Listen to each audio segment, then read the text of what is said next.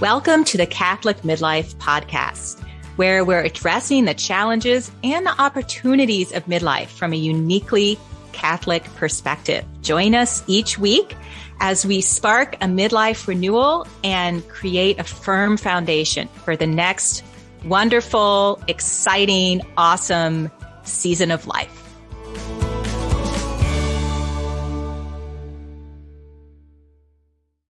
Hello and welcome to the Catholic Midlife Podcast. It's great to be here with you. I'm Curtis. I'm here with my fellow host, Karen. Hi, everyone. And it is time to continue with the Advent theme because it's still Advent. It is still Advent. And in fact, I got a lovely email from a listener who received our Advent email. And they said, thank you for the beautiful reflection about the Jewish temple as a sign of the reality of God dwelling among us. And thank you for your podcast. Come, Emmanuel, God with us. Well, that's really nice. And we certainly appreciate the feedback. We do. Karen, we were talking before this episode, and why don't you just tell the listeners what you were telling me? I thought it was fascinating. And there were some things you told me about in the book of John that I've never heard before, and I don't understand why I never heard them. So I think everybody needs to hear this. Awesome. I would love to. It's been really fun to dig into the book of John. And I was thinking, I don't think I've ever studied it before. So there's a lot here that's new. New. That's another theme that will come forth. New, like new creation? Yes. And new temple. New temple. Awesome. So, and Shekinah. Yes. Well, last week we talked about the book of Ezekiel and how Ezekiel was given that vision of the glory of God leaving the temple of Jerusalem. And basically because of the idolatry of God's people and their failure to worship. But then there's that beautiful, beautiful ending vision of the glory of God returning to the temple. So this was like the promise of God's presence and glory returning. And this is in Isaiah 2 from the chapters 40 through 55 about God will return to Zion. And if we have the eyes to see, we'll see the glory returning in the form of the servant. This is so powerful, these scenes of the glory leaving and returning. And in Isaiah, the watchman shouting out the good news, the return, the glory, so desperately longed for by Israel. Yes. And there were, in the first century, there were just a lot of people who believed that this was the time that the glory of the God would return. Right. There had been a number of prophecies in the book of Daniel. Some of them were reading it. They were looking up some of the numbers. I think there's some of those 7 times 70 prophecies in there. And for whatever reason, they were looking at their present day with a lot of anticipation. There was enormous expectation at the time. So people were watching for the glory of the Lord to return. And keep in mind, after the exile in Babylon, as the Jewish people returned, they did rebuild the temple in some form. And then here's Herod the Great doing all of these massive, luxurious renovations for obviously his own purposes. But nobody believed that the glory had returned to that temple. It would have been obvious. It would have been obvious to them. There would have been the signs, the wonders, right? The clouds, the fire, the glory. It would have been obvious to them. So nobody was thinking it's already returned and somehow we missed it. Great. So there's this air of expectation. It is. And the major theme of John's gospel is, here now, the glory of the Lord is returning. And here now are heaven and earth coming together. Here now is a space for God to dwell. And that's that beautiful John 1:14 passage. The Word became flesh and tabernacled among us, and we saw his glory. The glory. We saw his glory. And John is writing, he's writing a new temple narrative. He's writing a new creation narrative. And you see this right away in the prologue. It's like he's doing the thing that everybody tells you to do, right? Tell him what you're going to tell him and then tell him the thing. We and never then do that. Tell him what you told him. Okay. The thing you're supposed to do that we never do when you're telling a story or making a point. Okay. John knows how to do it. John knows. And so he says it right at the beginning. In the beginning was the Word. So he's saying right out, I'm writing a new creation story. And where in Genesis, God is culminating creation with the image of himself in human beings, there in 14, Jesus is becoming the Word made flesh and tabernacling among us. So you could also say the theme is Jesus is the new image of man, the true image of human beings. And simultaneously, he's the temple. And simultaneously, the new temple. And the Shekinah. And the very presence of God. And he's about a new creation. Exactly. So what I was telling Curtis earlier was all of the ways in which John is proclaiming the glory of the Lord shining through Jesus and his inauguration of the new creation. So I'll just walk through a few of them here that I found super, super interesting. Yeah. Let's hear it. Okay. So right after the prologue, John talks about John the Baptist, who proclaims, I saw the Spirit resting on him. Ding, ding, ding, resting I saw upon the Spirit resting on him. It's saying, here we're starting to see the new place where heaven and earth come together. And as our listeners know by now, when the Spirit's resting somewhere, that means it's an inauguration.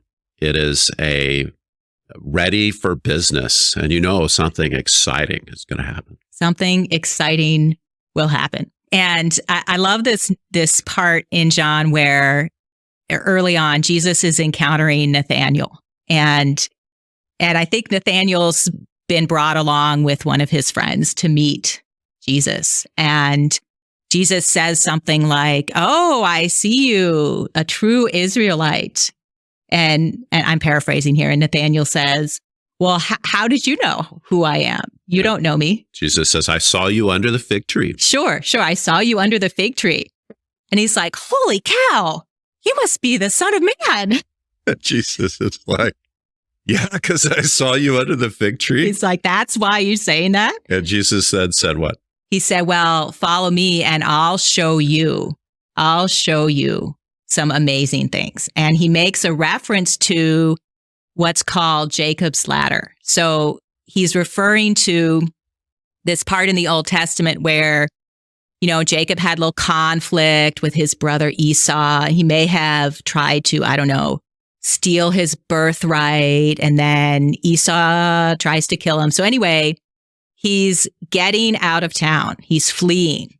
And along the way, he encounters the Lord. And he sees this ladder from heaven to earth. And all these angels are going up and down the ladder. Yeah, that's where he fell asleep with his head on the rock and had the dream of Jacob's ladder. Oh, yeah. I forgot that part. Ascending and descending. Right. And that's what Jesus references with Nathanael, right? You will see the angels of God ascending and descending on the Son of Man. Exactly. So what that meant in the story of Jacob, and thus what it means for Jesus, is here's a moment where heaven and earth are coming together. And God is with Jacob. God is present.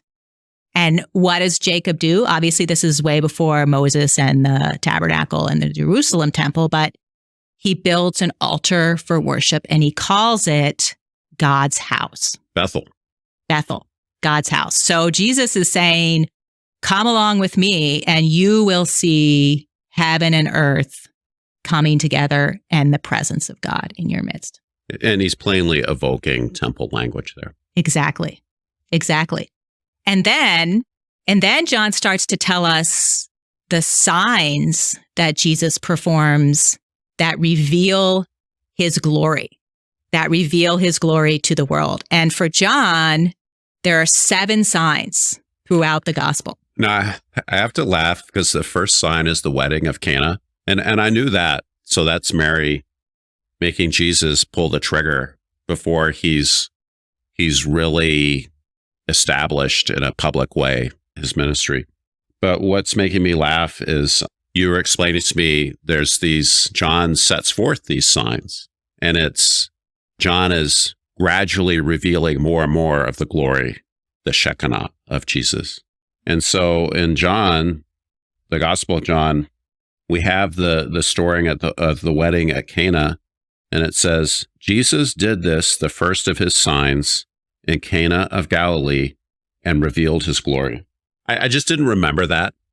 The part about revealing his glory? Well, I didn't remember that John said, oh yeah, this was the first of his signs. Right. Because the way so I didn't understand that there was this progression in the book of John. Well, it's confusing because John only points out the first 2 signs. Yeah, he only says this is the first sign and this is the second sign. And then the readers, the obtuse modern reader like me, is supposed to just pick up on the rest of them. We're just supposed to figure out the other signs. Yeah. But here's an interesting point, and we've mentioned this before. John's reader would have had no problem picking up on there's sign 1, there's sign 2, and now they're going to pick out the other signs. And it would be clear to them, the 7 signs. So here's something I was reflecting on that passage, the wedding at Cana. I was just imagining, so at this point, really, Jesus is gathering a little community among him, but he's not well known. And I'm imagining him, going to this community wedding. It's family. It's some of these friends that he's known or he's starting to get to know. And here's this little group of people, and they're the only ones that know what's going on. It's the stewards who went to fill the containers with water, and it's the group of his followers who notice what's going on. But they're kind of in on this little secret. I'm just imagining them going, what the heck just happened? It would be really hard to have context for that. Right. It's just so hard to imagine. Yeah. Yeah. But evidently it means something. It would have been. It was the first sign. Amazing. It was the first sign. And John pulls out then 6 other signs. And it culminates with the final sign where the full strength. A second. Okay. So the signs include, there's the wedding at Cana. Then there's the healing of the noble's son at Capernaum. There's the paralytic that comes down through the roof. At the pool, I'm sorry. The paralytic at the pool. Then there's the loaves and fishes. There's healing the blind man, the man blind from birth. Oh, that's a great story. And Lazarus. Raised from the dead.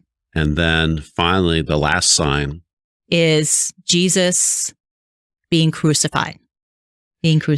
Now, this is one of the big paradoxes of the faith, that this is somehow a revelation of the Shekinah. Mm-hmm. That's pretty hard. It must have been really hard for readers. I guess, surely they knew the story, but still, on its face, that's not very glory of God looking. Well, it's totally opposite what they would have expected the return of the presence of the Lord to look like. So the expectation was, okay, we are going to rebuild this temple. The glory of God will return. All of these Romans will be kicked out. We'll finally be ruling with justice and peace in the land that God intended for us. And there's going to be true worship. And they had an idea of what that meant to them. Now, when we're counting the signs and we're looking for the 7th sign, I think I would have picked the resurrection and not the crucifixion, the way I read the book. So why is it Why is it the seventh sign at the crucifixion? Well, there's a couple of clues that John gives us. So, first of all, there's numerous occasions in his gospel where Jesus is talking about being lifted up, being lifted up. And When that I'm is lifted up, sure. connected to this revelation and to the glory of God being revealed. So Jesus himself connects being lifted up with this final sign of the glory of God. And then you get the verse where Jesus breathes his last and he says, "It is finished. It is finished." And that's a direct connection to what God said when he was finished creating. What? Now, what? Yeah, it is finished. Genesis chapter 2. Are those the same words? Yes. Yeah. So the meaning of that is new creation has been accomplished At the crucifixion. at the crucifixion. Now, the resurrection is like the proof that what God said he did at the crucifixion, he really did. He really did defeat death. He really did establish new creation. It's very profound that it is finished. That's the words of Christ. That's also the words of God Mm-hmm. at the end of it. I don't understand how I've gone my whole life without that connection being made. It's amazing. And I'm trying to remember if I've heard it somewhere elsewhere, but I don't think I have. Yeah. Mm-hmm.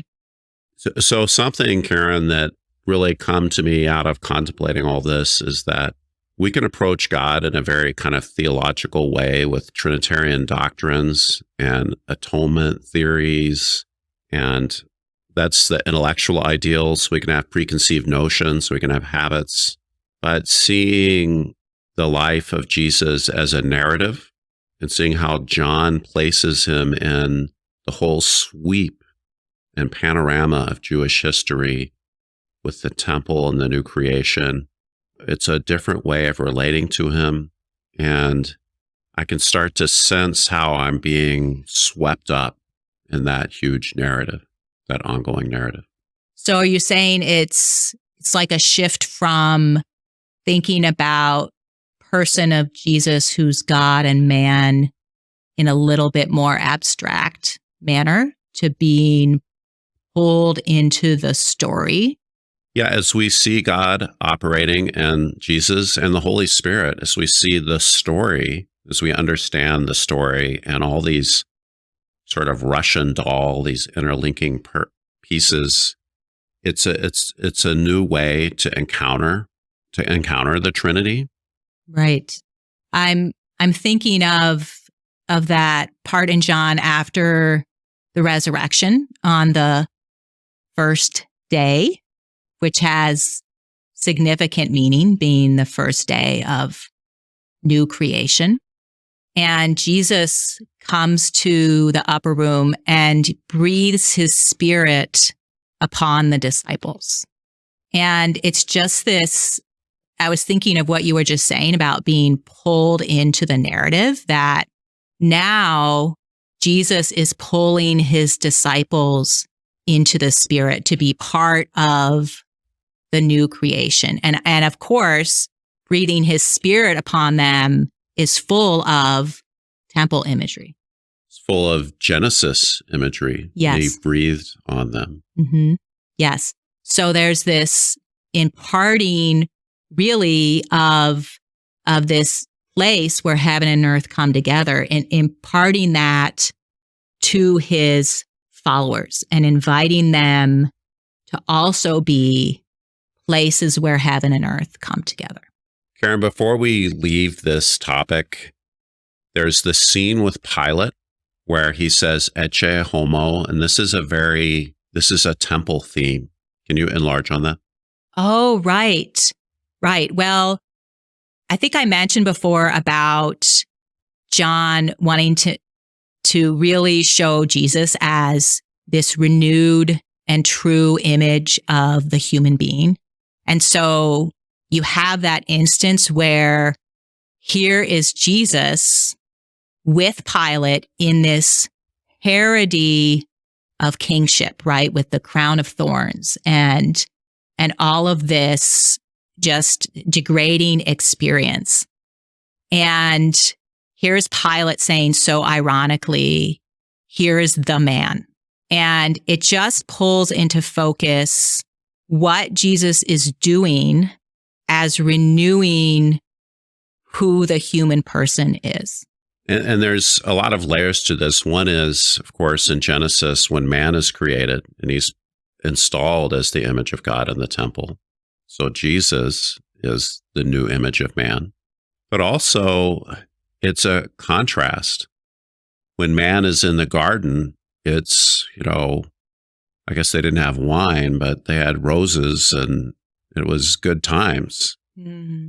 And Jesus there were many things in his life, his passion that weren't present in the garden, the crown and the beatings and the crucifixion. And it's a contrast between unfallen man and the world after the fall.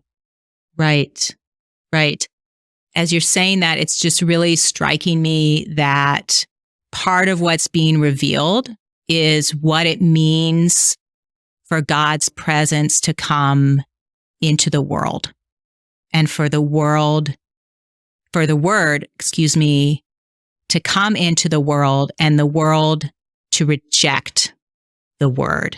I think part of the reason it's striking to me is I'm thinking that, at some level, viscerally as Christians, we want to have a blessed life.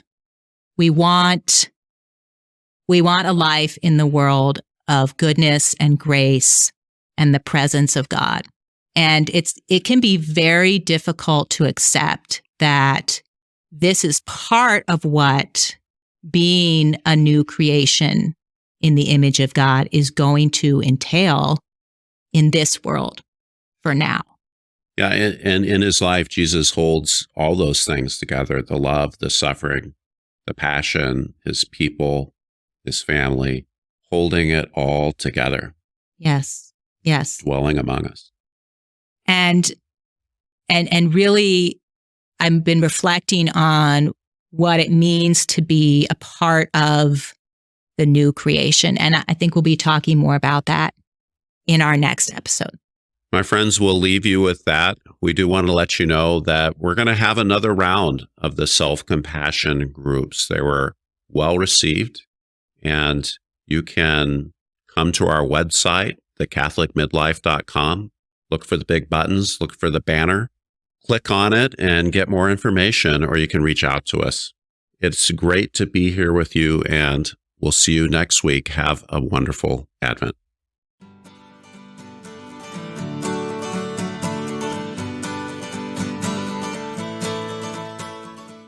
Thank you so much for listening to the Catholic Midlife podcast. It's great to be here with you. Be sure to subscribe on your favorite app or platform.